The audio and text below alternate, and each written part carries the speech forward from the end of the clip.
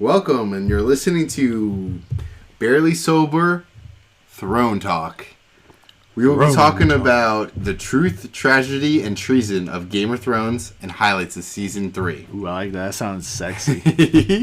I'm a newbie to these Game of Thrones. I'm George Pecoraro. And I'm Chris Chokas. We're going to be mostly talking about Season 3 today.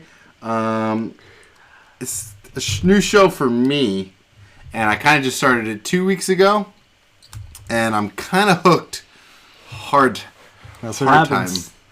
I just want to say I was very skeptical about this show. I thought I'd enjoy it, but not as much as I do now. And I've been binging like a fatty. That hasn't been eating cupcakes in a long time. That's true, because if you're now like basically on season 5, so you just watched 40 hours of Game of Thrones in like 2 weeks. 2 weeks, definitely. Like, and I started. That's like a full work week. I started slow too. I started watching like 2 weeks ago, and I kind of watched like one a night, maybe like whatever. And then these past 2 to 3 days, I just been binging like a drunk college kid. Speaking about binging, George, what have we been binging on tonight? What have we been binging on? Alcohol we've been binging on. We've been binging on some good old Sam Adams Boston Lagers. Hell yeah. I think it's a beer you gotta go. If you never know what to drink when you're in the bar, it's a good beer. You know, just a heads up. If you're out with some friends and you're like, oh, what are you drinking? What are you drinking? Be like, I don't know. Just go Boston Lager. You sound like that commercial where they're all like taste testing the beer. Oh yeah. And then they're like, what? It's Sam Adams Boston Lager. Oh gosh. Anyway, so tell Chris. Let's talk about my history of Game of Thrones. I don't know much about it. Your 2 week history? My 2 week history. Let's talk about your history with Game of Thrones. Let's talk about real history, quick. Okay? Short-lived story. Let's go. It's been thrown at me by a lot of people. Recommended. Thrown at you? Or you thrown. Unintended? It's been thrown. Thrown? Just subliminal messaging. Subliminal. So I'm the type of person that I always like to read the source material before getting into the thing. So what I did was I read the first book, and I specifically remember seeing the size of the book and being like, this is going to take me forever. And someone was like, no, you're going to fly through it. It's so good. And I flew through it, and then I watched the first season. Then I read the second book, watched the second season. I did all this within a short period of time. And I think the show is about to air season 4. So I caught up just before season 4 aired, and I've been watching it and reading the books ever since. So you're more well endowed than me. I'm so deep into it that I actually read the book series twice. Wow. So I did this whole reading, then watching, and then I kind of was like, there's a lot of hidden subliminal shit that I missed, or like alternative plot lines kind of hidden within the story. Maybe you passed over it. You wanted to go double check. I went back, double checked. I got a lot more out of it, and if eventually the author ever releases the 6th book, I might actually read that a few times. I don't know about me reading the book, maybe even once. I don't know about twice, but want to go back and rewatch. Have you ever read a book, George? I have. I'm a reader, just not always these fictional. I'm not talking Dr. Seuss. No. Hop on Pop. I read. I'm not talking Hop on Pop. I read, what is it called? Can't think of the name. Just stories of people's lives. Biographies. I read biographies like a retarded person. Yeah. Like I actually care about people's lives and what they've gone through, and I go back and forth. I go through genres. Yeah, I'm not. I feel I want to get into stories. I just can't. But anyway, that's another story. It's irrelevant. For another time. So I want to talk about the big things that happen. Okay.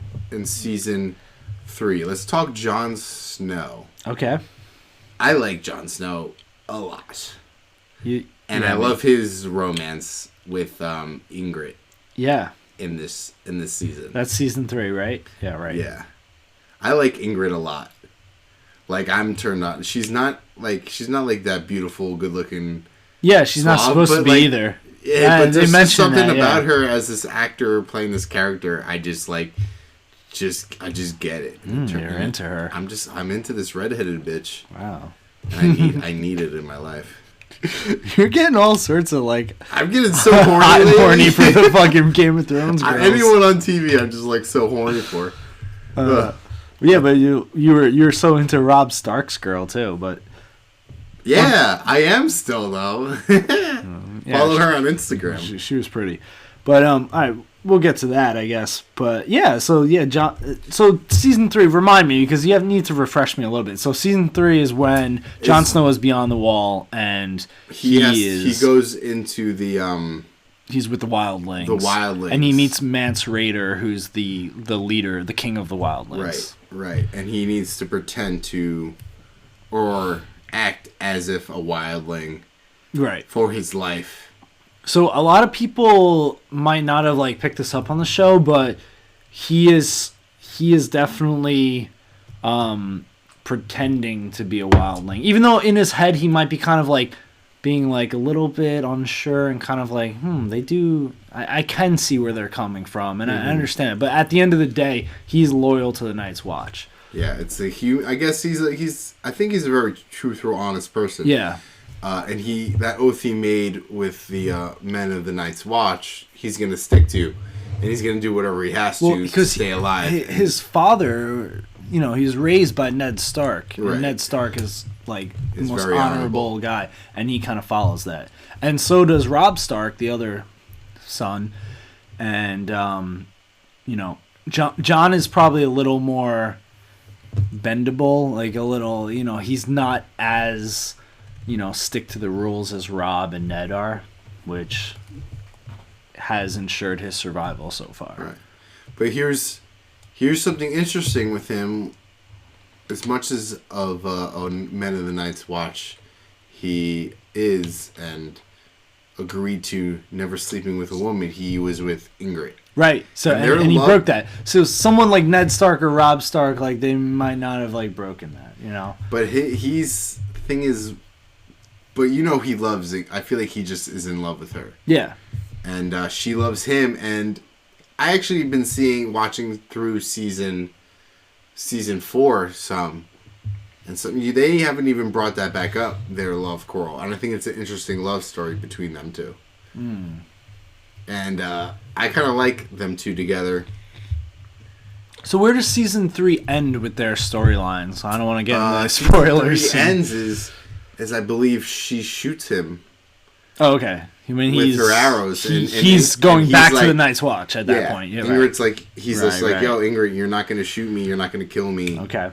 I love you and you love me. He didn't plan on that happening, I don't think, but it ended up happening for him that he fell in love with this girl. Mm-hmm.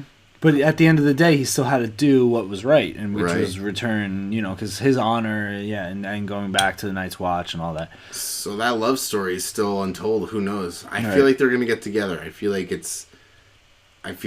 they're gonna live happy ever after. As much as how much death happens in this show, they're gonna have many babies. You're just gonna get it on. Well, you will have to keep watching, George. So let's move on to Theon real quick, because I hate him. Yeah. Actually, I like Theon as a character a lot.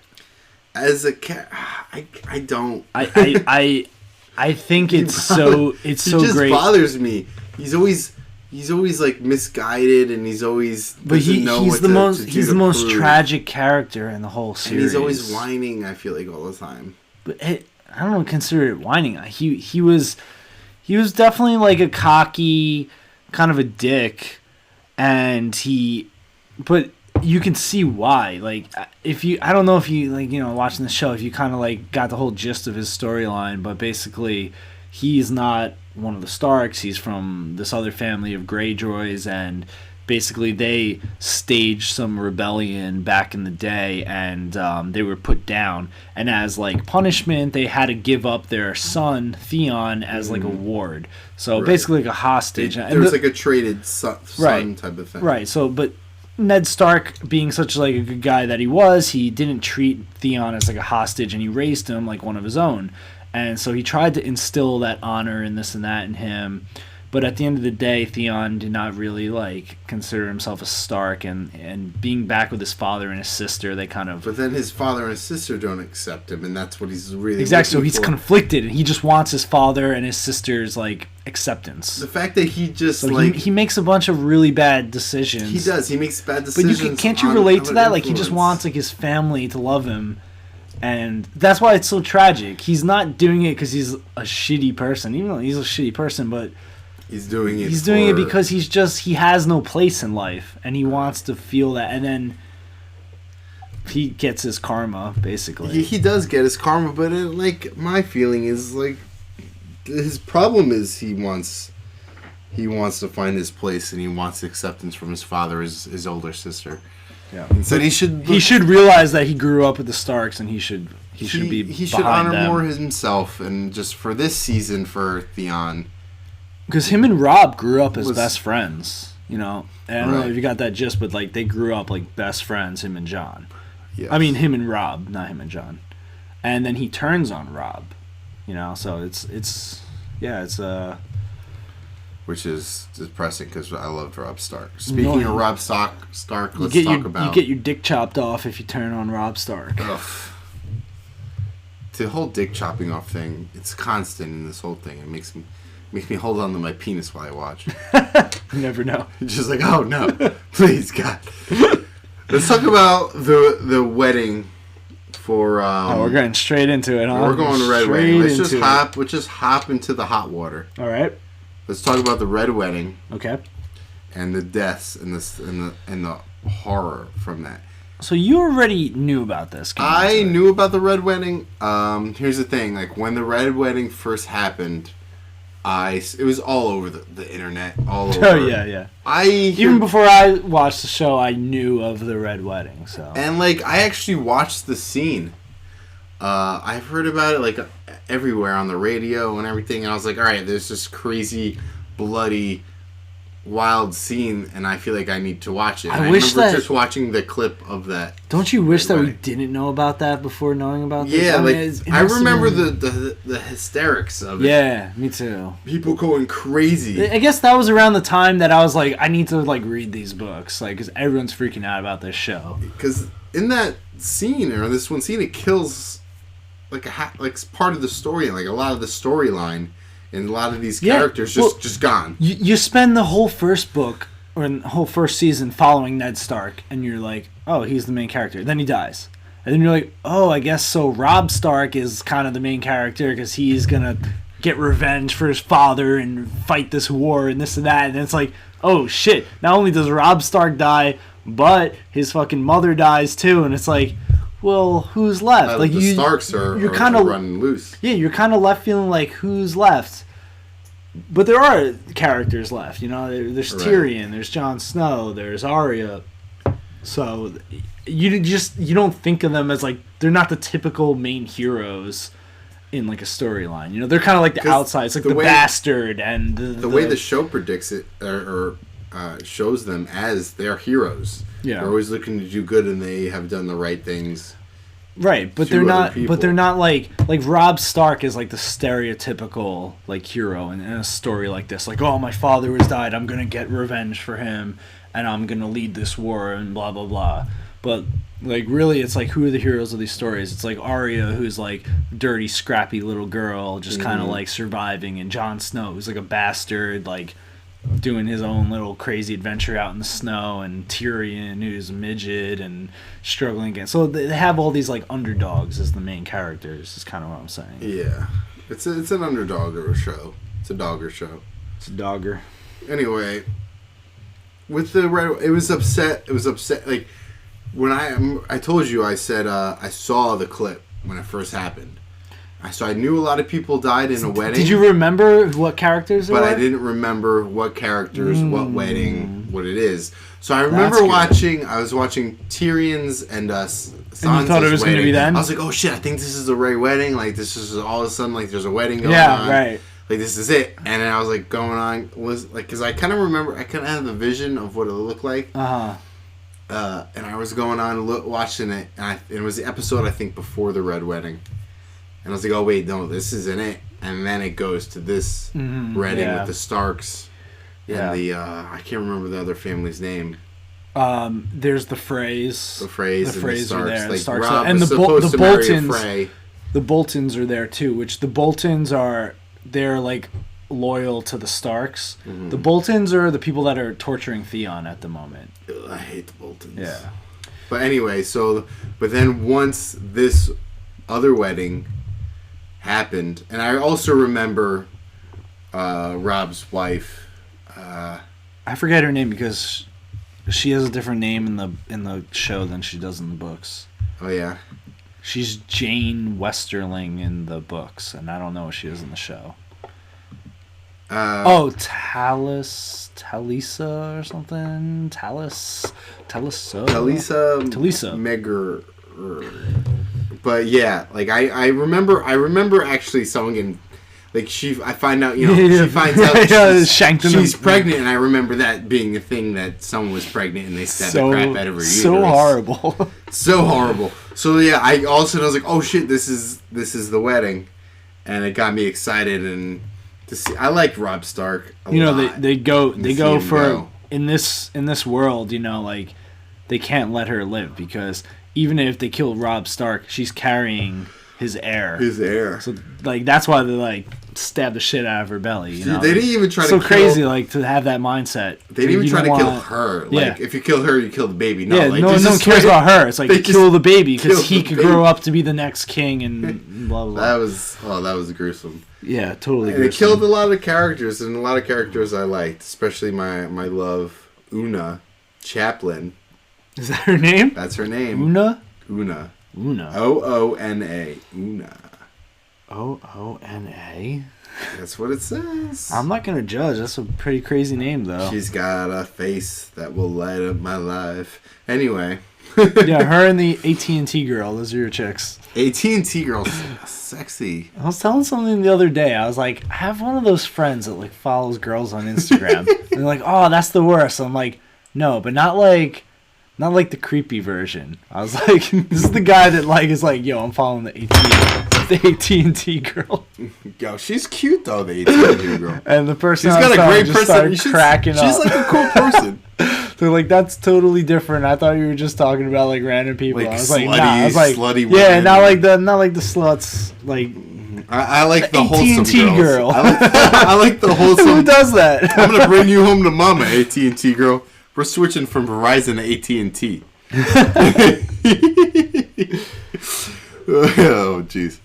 So hold on. I just want to bring up another thing too. Like, so the mother Stark, Catherine Stark, dies in that situation. Catherine, right? Mm-hmm. How do you feel about her? I feel like Catelyn. Catelyn Stark. Crazy ass name. So, how do you feel about her? I feel like a lot of people that watch the show really don't like her. I liked her. I didn't have a problem with her. Okay. She was just looking for the best of her family. Exactly. Yeah, that's what it is. You get a lot more insight in the books, like, of what she's thinking, and she's always just trying to protect your family. And right. I could see that. She's a mother. She doesn't give a shit about all this war and politics. She just wants her family to be okay. So, any bad decision that she makes, it's like, I see where she's coming from. Now let's move on to Tyrion's wedding with Sansa. Right. This was my favorite scene so far. Oh yeah, the whole series? The whole series. It was my favorite. It is funny. I mean, it's not probably, if I read the books, it probably wouldn't be. But the way Tyrion, or the actor, where is Peter Dinklage. Peter Dinklage depicted Tyrion was fantastic. Mm-hmm. The way he was drunk. The little, like, the subtle little things of pouring his wine to cheersing, raising his cup at the right time, to his facial expressions. Oh, what a fantastic actor. What a fantastic actor. He's fantastic. He brings so much life to that character.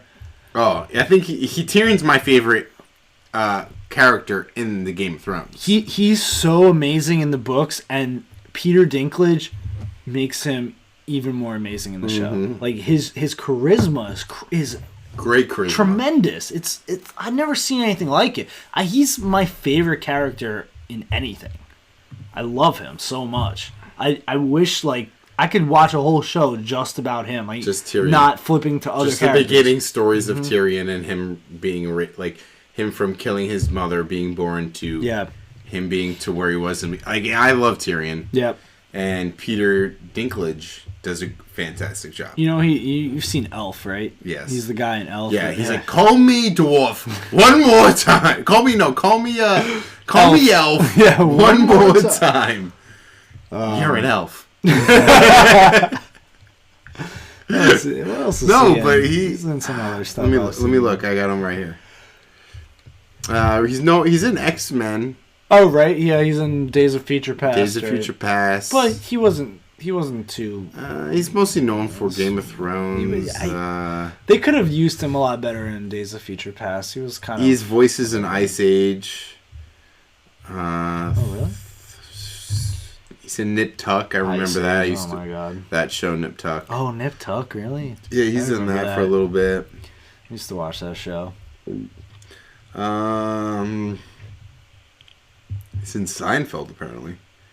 What is he in recently? He's a telephone voice. What is he in recently? He's in something new, I think, or something newish. Oh Lucky Day, pre-production. Let's see, filming, The Thicket, Game of Thrones, Pixels, Taxi, Pixels, right? Destiny, The Angriest Man in Brooklyn, which I think is a Netflix original with Robin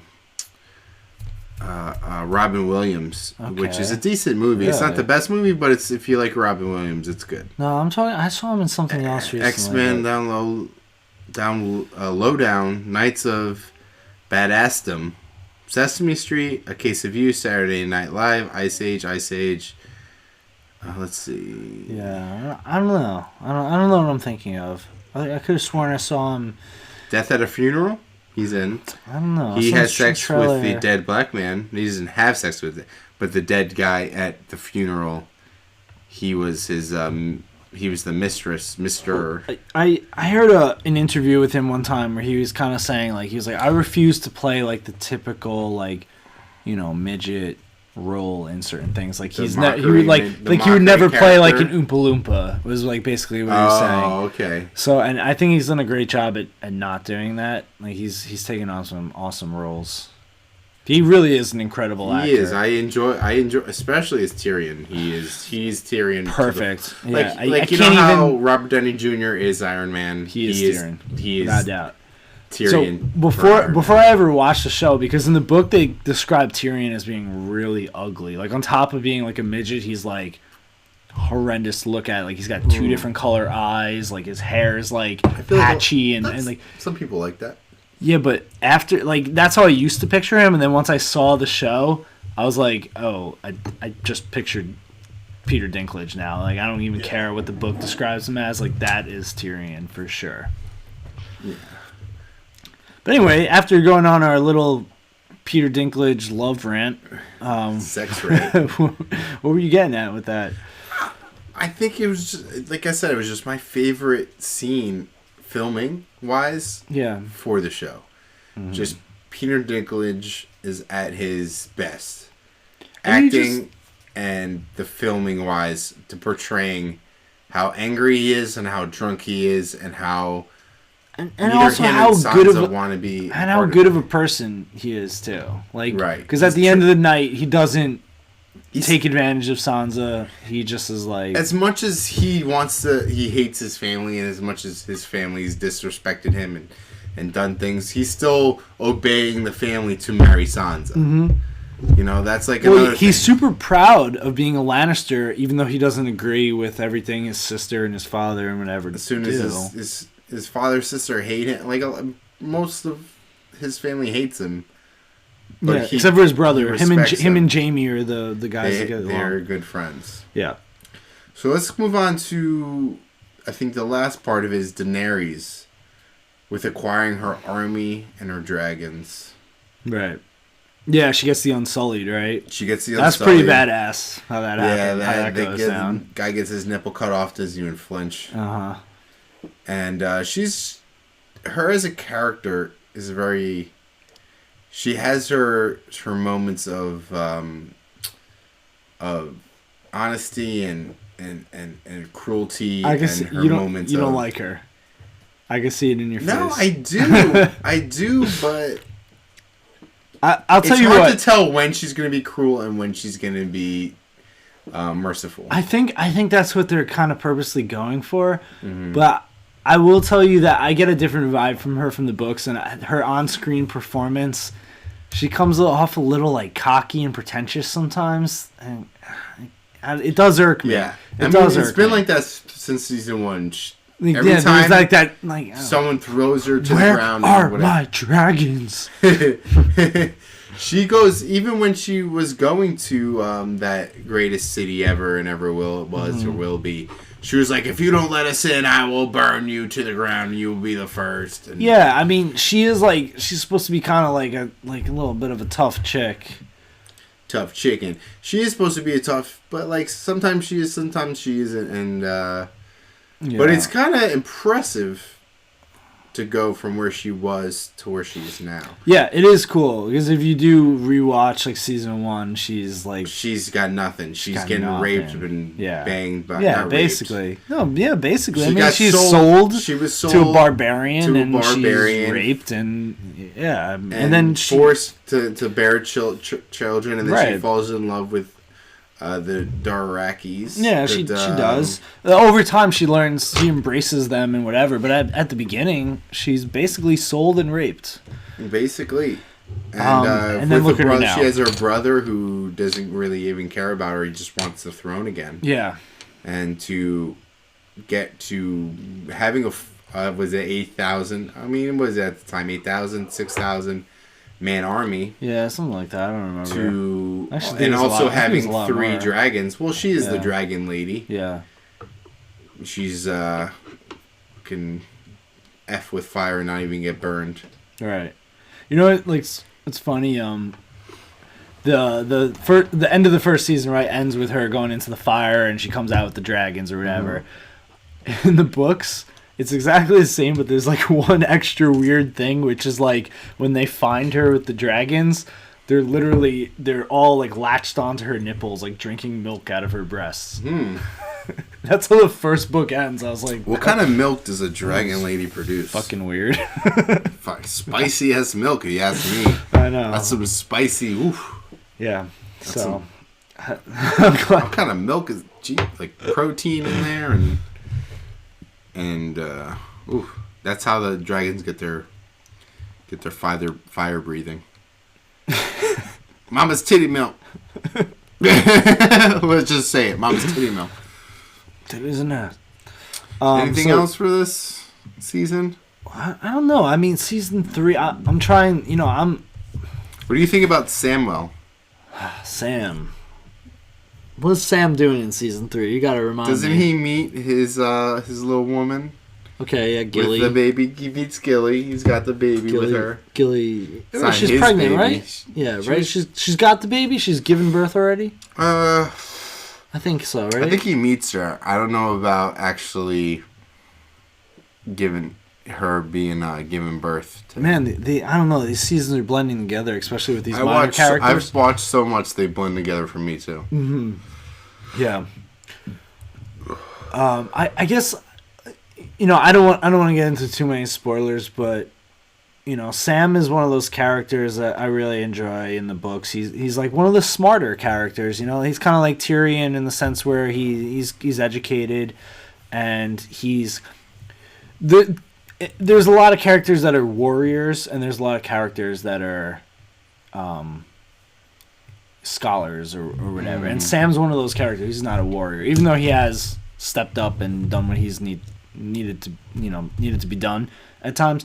He's a scholar, and his arc in the books is pretty interesting because, as you know, this story overall is basically against humanity versus the White Walkers, that looming threat of the White Walkers. And Sam is a crucial part in how this plays out because he's the guy that kind of like uncovers, some of the secrets of them and the weaknesses and this and that. So he plays like a cool role in that, and I'm interested to see where that goes because I'm still waiting. But and then there's people like Jon Snow that are kind of more of like the leader warrior type and can't really bother themselves with the whatever, but they have people like Sam at his side to help him out. So yeah, Sam's a cool character. He was someone I remember thinking that was more of like a throwaway character when he was first introduced. I was like, oh, here's like the bumbling idiot friend. But it's like the great thing about this series is like there's a purpose for everyone. Everyone plays their part. Everyone's got their own story arc. It's pretty cool. That's a pretty rare thing, Yeah, it's not just filling characters. Everyone's got their own arc. A lot of the show, is everyone contributes in some sort of way. It's absolutely, it's webbed to something else. It's never just random. Let's talk about Aria. So, what is Aria doing in season 3? Believe she's traveling with the Hound, right? No, I think that's in season 4. I think in season 3, she gets to the point where she meets the Brotherhood without banners. She has right? the king's son, Gendry. Yeah, Gendry. The bastard and the son. Fatty Pie. Hot Pie. Hot Pie. Fatty Pie, Hot Pie. And they're traveling together, and they get captured, and it gets to the point where she's traveling with the Hound. You're right. And there's that fight scene between the Hound and the guy that doesn't die. Right, and he gets his half his body cut off, but then praise to the god of light. I think his god is right, the Lord of Light. Yeah, and he gets saved. I mean, I think she's a more patient character. She doesn't like the Hound, or she doesn't like a lot of the people she's with, but she's willing to stick it out because she has to. Well, she's the character out of I can't say everyone because like people like Theon have it pretty bad, but Aria has it pretty bad. She even in season 1 when things were okay, she's the one like always like running around in the alleyways, getting all dirty, trying to catch cats. As much as she has it bad, I feel like she doesn't see it as having it that she's bad. Tough. She's a tough one. She's definitely... She wants to go through this tough, gritty part of it. It's cool because Sansa is her sister, and Sansa's such a girly girl, and Aria is such a tomboy, and... Sansa just wants to be a queen of something, and Aria just wants to roll around that mud and stand up for her friends and family. But she does have, remember like season 2, she's basically captured that whole time, and she's seeing people getting tortured and killed left and right. I mean, she's like she's a young girl, and you'll see like this shit affects her. Like her story arc, she is kind of like a dark, like merciless person at some point because she's already killed some of the scenes that Yeah, she's already killed. She's already killed like 3 people. Yeah. She's a little girl. And not even you have little girl nephews and nieces. I mean, not nephews. And they're just stabbing people through Imagine the neck. that. Like, yeah, it's nuts. I think I'll pick my teeth with it. Right. This is a pretty little sword. Hey, just putting a little thing through my neck would just be, oh my god. So I think we kind of touched on everyone, but except for let's wrap this up with Bran. I know Bran's like everyone's least favorite storyline. Right. I don't know what he's doing in season 3, but I'm assuming he's traveling north past the wall at this point. Right. And he's discovering his powers of I forgot the word. Warging, where you can take control of the body or mind of another person. Right. Another animal. He's seeing visions of the three-eyed crow. Yeah. And I think it's when this is the season where he ends up deciding where I'm going to go fulfill some visions and really find out and go find the three-eyed crow into the wildlings territory. So they need to go past the wall. I don't know did they actually do that in season 3? They go past the wall yet? They haven't gone yet. Okay. Yeah. So Bran is... I understand a lot of people find him boring. I find him boring too. I find him boring in the books. But his story is going to be so crucial to the overall plot line of this. Mm-hmm.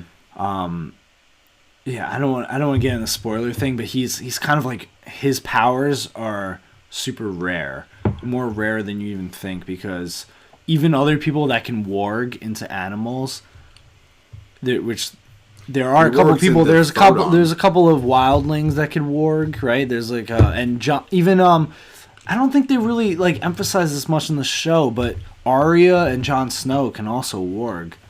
But they don't realize it. You don't know that, yeah. They don't really realize it. It's just kind of happening subconsciously. But Jon Snow wargs into his ghost, the wolf all the time, and Aria can warg into her wolf, who's also she'll so far away from her wolf, and then whenever she sleeps at night, she has dreams when she is the wolf.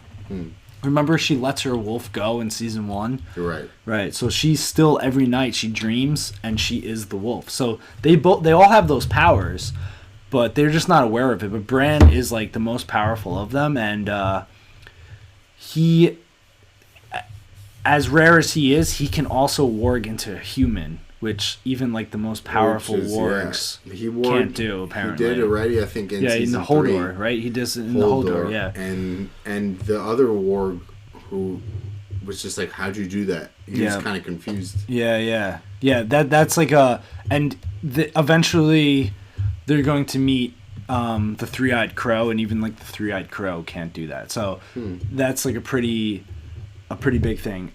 Also, on top of that, Bran eventually is gonna have the ability to like time travel, like by maybe I'm just spoiling everything. Holy shit! A video is rendered.